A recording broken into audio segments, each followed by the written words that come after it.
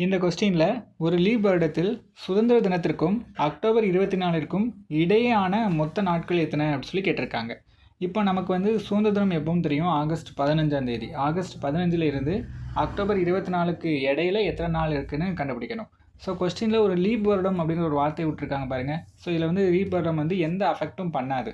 ஏன்னா லீப் வருடம்னா பிப்ரவரியில் தான் அஃபெக்ட் பண்ணணும், இந்த மாதத்துக்கு இடையில பிப்ரவரி வராது. இந்த கொஸ்டினில் லீப் வருடம் அப்படின்னு கொடுத்தது நம்மளை கன்ஃபியூஸ் பண்ணுறதுக்காக கொடுத்துருக்கான். So August 15. ஸோ நான் என்ன பண்ணுறேன், ஆகஸ்ட்டில் மொத்தம் 31 நாட்கள் இல்லையா, அதில் முதல் 15 நாள் வரக்கூடாது. அப்போ அதை தவிர்த்துள்ள நாள் தான் வேணும். அப்போ அந்த 15 தவிர்த்து பேலன்ஸ் எத்தனை நாள் இருக்கும், 16 நாள் இருக்குமா. அப்போ ஆகஸ்ட்டில் ஒரு 16 நாள். ஏன்னா இடையிலன்னு கேட்டிருக்காங்க, அதனால அந்த 15ஆம் தேதி நீங்கள் என்ன பண்ணக்கூடாது, சேர்க்கக்கூடாது, சரிங்களா. அப்போ நமக்கு ஒரு 16 நாள் வரும்.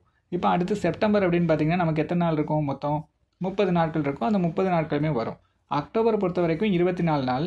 ஆனால் 24ஆம் தேதி வரக்கூடாது, ஏன்னா இடையில இருக்க நாள் தான். அப்போ 23 வரைக்கும் தான் வரணும். ஸோ எல்லாத்தையும் கூட்டினீங்கன்னா மொத்தமாக 69. அப்போ இடையில இருக்கக்கூடிய நாட்களுடைய எண்ணிக்கை 69ங்கிறது